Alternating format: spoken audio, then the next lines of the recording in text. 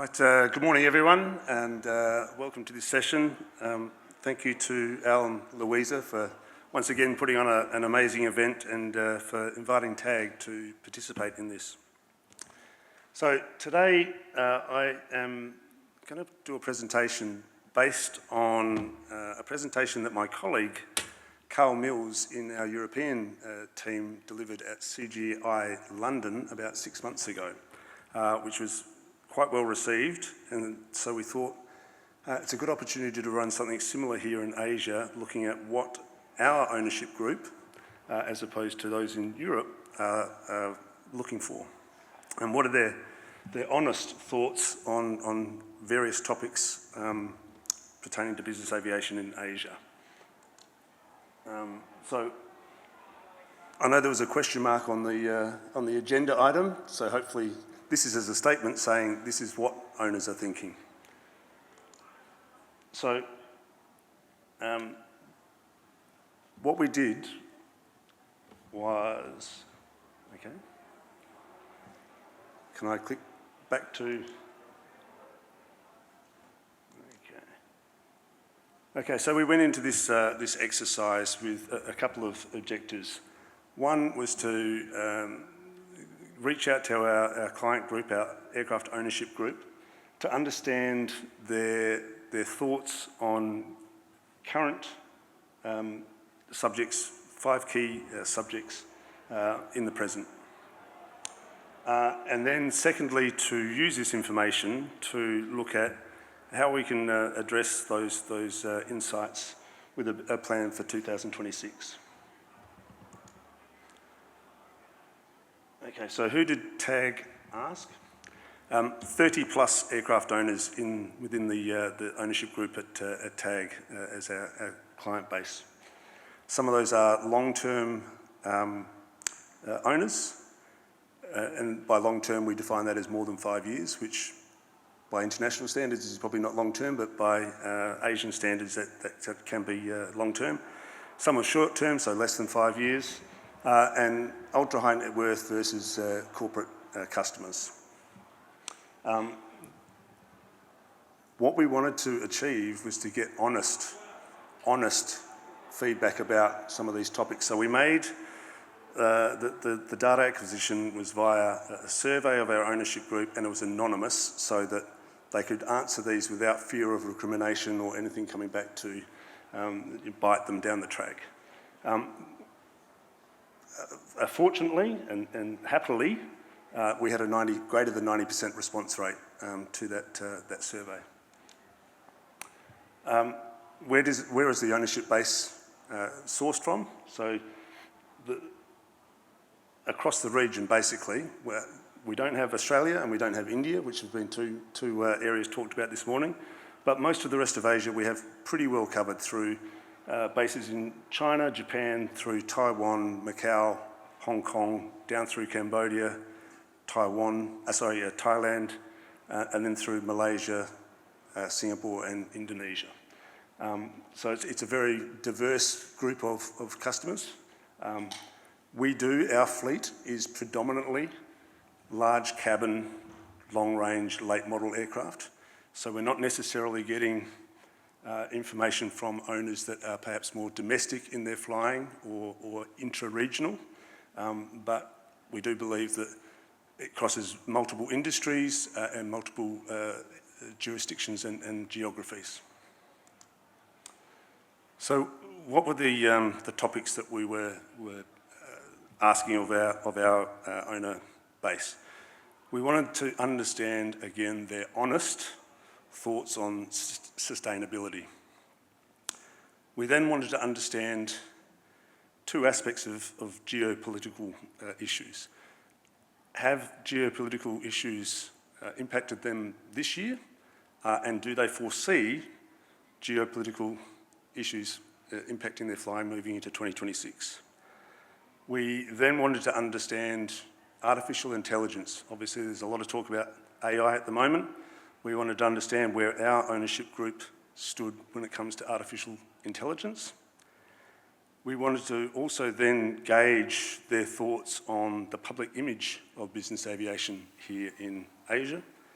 And then finally, we wanted to give them a voice.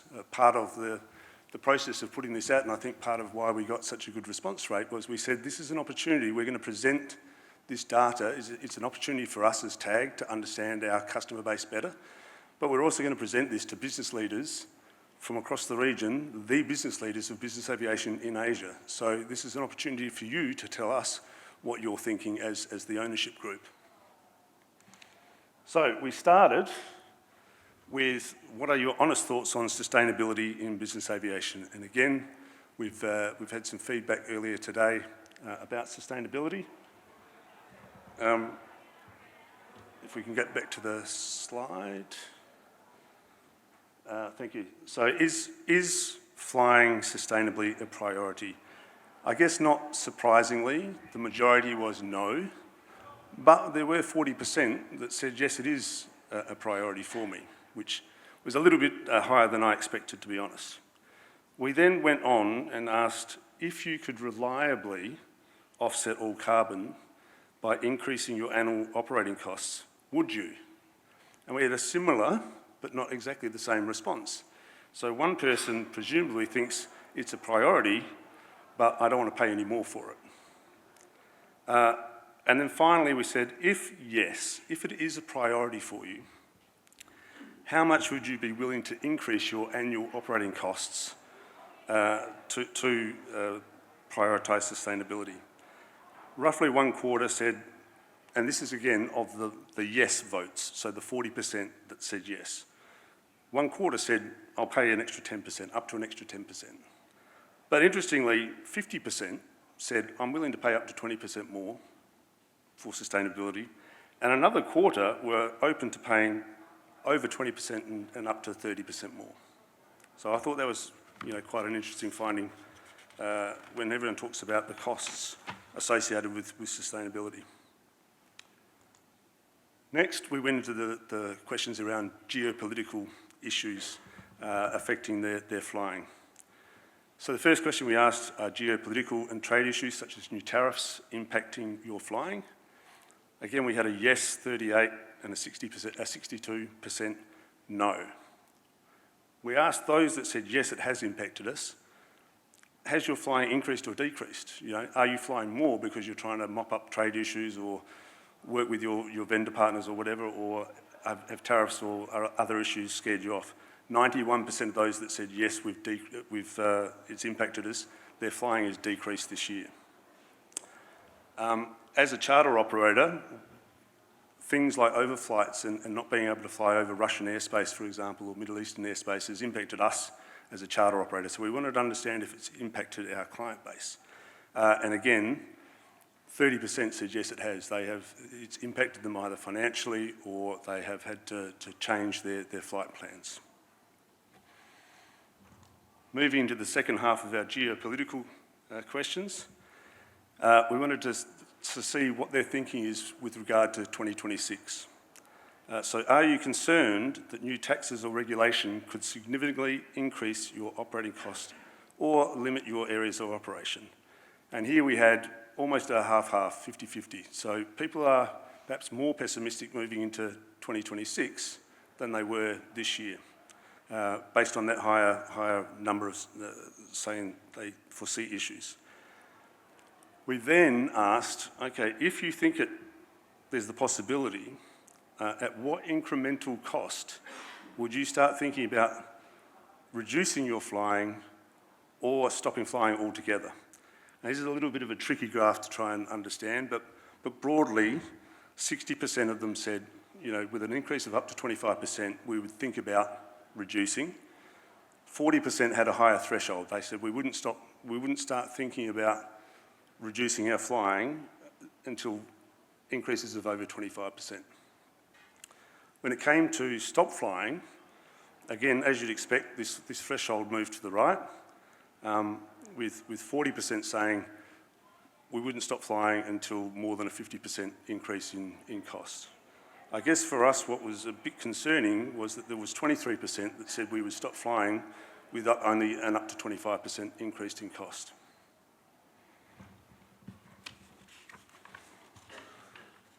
Next, we wanted to understand where our clients felt about AI in aviation. So which areas do you think could be further improved through the use of AI? And we asked a couple of key questions: enhancing aircraft reliability, optimising operational efficiency and resource management, improving through-life budgeting. So you'll note that those don't add up to 100 because people could answer more than one for this, and we saw a mix of responses. Some people only selected one area, some people selected 3, some people selected 2. Without fail though, I think, sorry, I shouldn't say without fail, one person said, I don't see any because I don't like AI at all. So I think he's going to have a hard life moving forward, but we then went on to say, okay, what would you not be comfortable with regards to AI in business aviation? And we had dealing with a chatbot, making unsupervised decisions, and data privacy and security risks. And you can clearly see there's a couple of key areas where people were uncomfortable. And again, this is one that they could choose one or more. We did see some people that chose 3. Surprisingly, the dealing with a chatbot wasn't as high as I maybe suspected it might be, but definitely people have concerns about unsupervised decisions and data privacy and security risks. Next, we wanted to think about, and maybe if I can get that Slido poll now, what is the public image of business aviation, and is there anything the industry needs to do to improve it? So we asked our customer group, do you think the public image of business aviation in Asia is positive or negative? And we had it for a sec.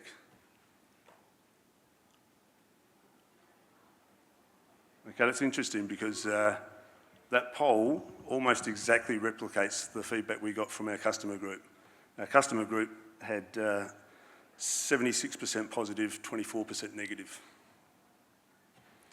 So if I can go back to the slide. So there you go, 76% positive, 24% negative. We then asked them, if you think it's positive, what are the factors that are influencing that positive public image? And there was emphasis on business efficiency and accessibility and government support for business aviation. And I think that's pretty key because while most governments, or many governments I should say, are positive for business aviation, I'm not aware of any that, in this region, I should say, that are actively negative on business aviation, which you do have in other parts of the world. So they see that. But we then went on and said, look, if you think it's currently negative, or if you think it's likely to become negative, then what do you want us as an industry to do about that? And interestingly, even though 76% believe it's positive, 90% of the owners said we think there's a potential for it to turn negative. So, and the clear winner, the clear message they sent to us is we want you to fight to promote the advantages of business aviation. Obviously there's some other ones there, ignore it, it's not going to change what I do and whatever. But there were also people saying, define a roadmap of how I can fly greener. And again, I think this ties into the 40% that indicated that sustainability is a priority for them. Now, some of those are going to be corporates because they have corporate governance requirements. But I think also we are, and it was touched on earlier today, we are seeing a little changing of the guard maybe in terms of the aircraft owner profile. And certainly we've seen that in our TAG fleet. We are seeing a younger owner profile than when I started with TAG 15 years ago. They're younger, they're more tech savvy, and possibly more sustainability minded.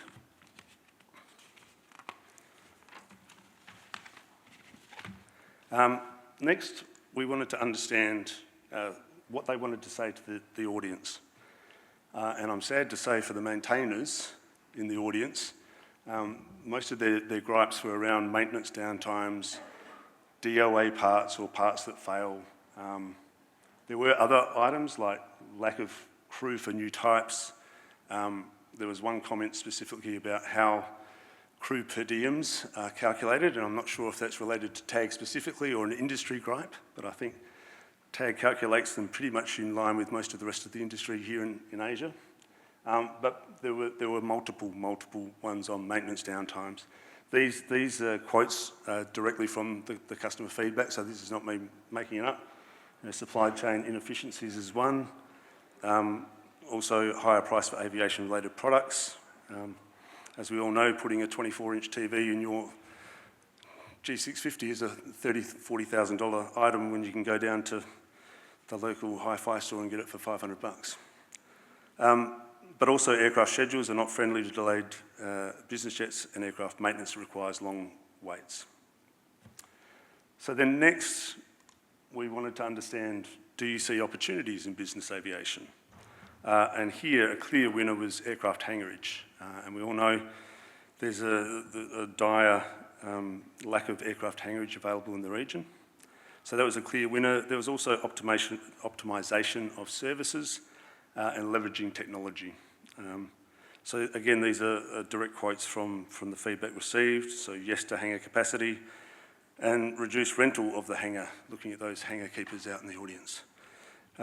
Optimise service and operational processes, and technologies bring better performance. Again, probably linking back to some of those areas of AI that could be transformative in certain areas.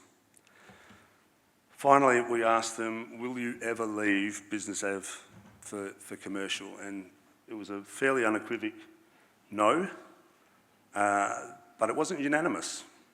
Which surprised me a little bit. And again, if we look at that earlier graph where 23% said they would start thinking about not flying at only a 25% increase in cost, you never say never, I guess. But more than 90% of our clients indicated that they would never leave. Finally, looking ahead to 2026, what are the takeaways for us from gathering this data? Part of it is that we've now got more stuff to go and discuss with our customers. It's given us some insight into their thinking as a group, and we can go and take that and move forward with that as their management company. I think, as I mentioned before, we are seeing a little bit of a changing profile. I think if I'd asked these same questions, maybe without the AI, but if I'd asked these 10 years ago, I might have got some different responses from people.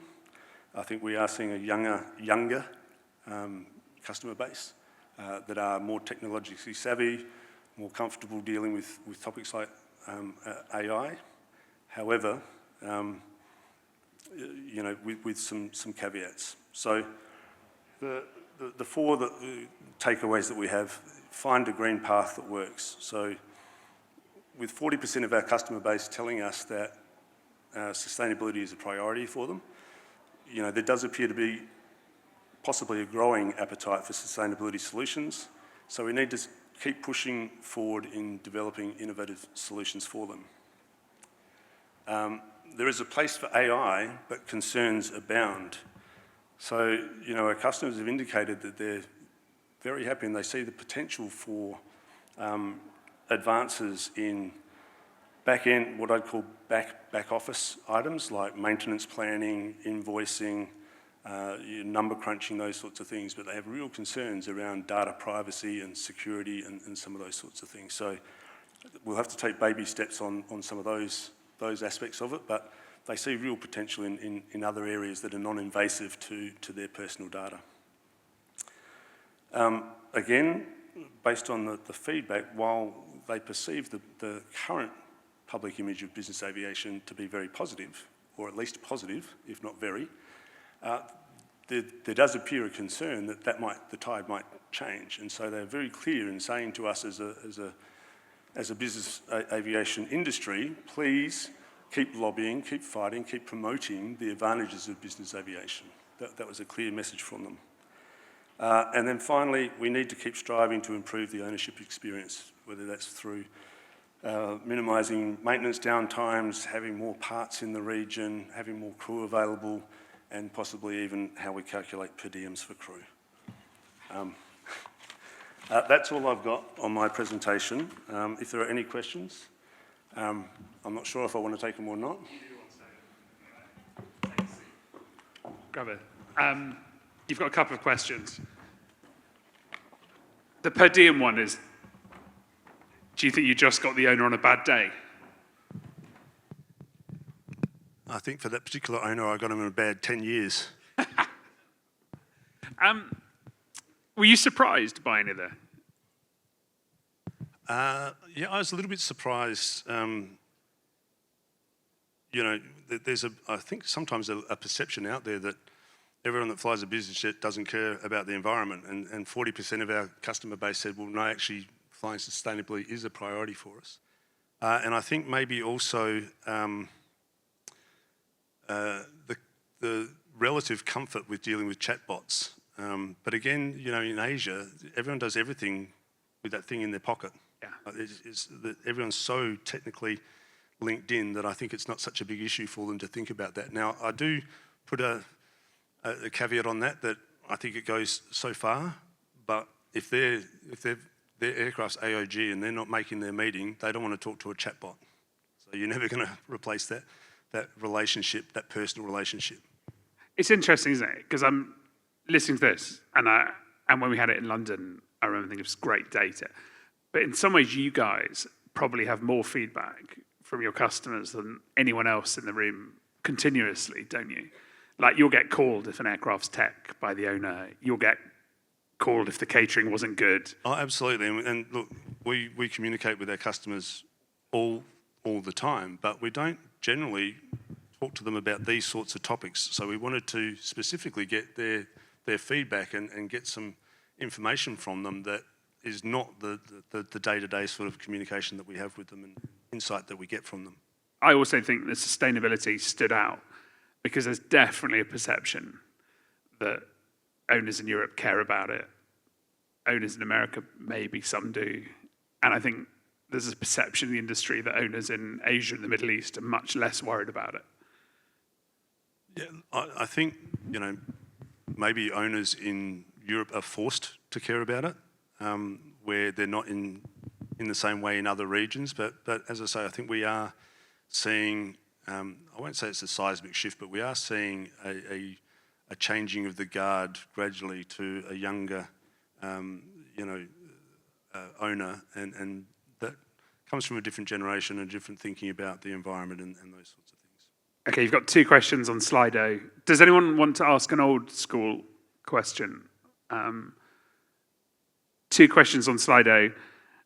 The point on slots. Simon, you've talked about this many times before. Do you see slots improving? Look, to be honest, I haven't heard a huge. It's not like it was 5 years ago or 7 years ago, particularly with Hong Kong and Beijing.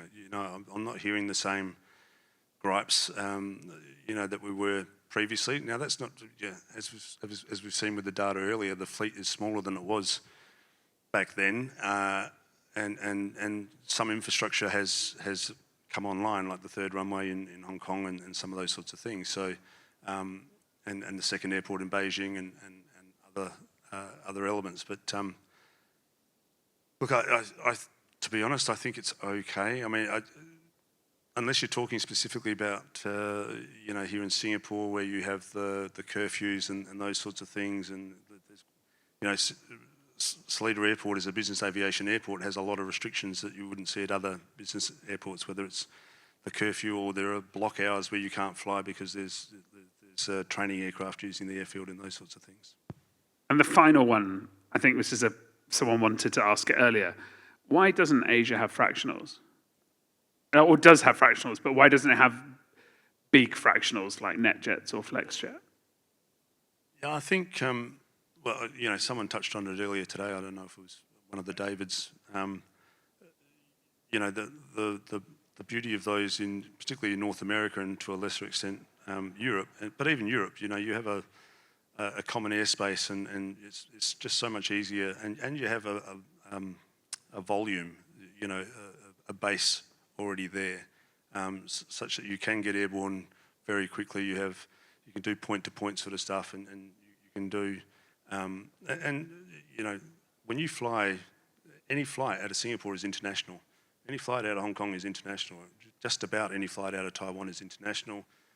You know, so you're always having to organise permits, and there's so much regulation, and frankly, I think a lot of our owners don't like to share. And on that, thank you very much, Simon. That was great. Thank you.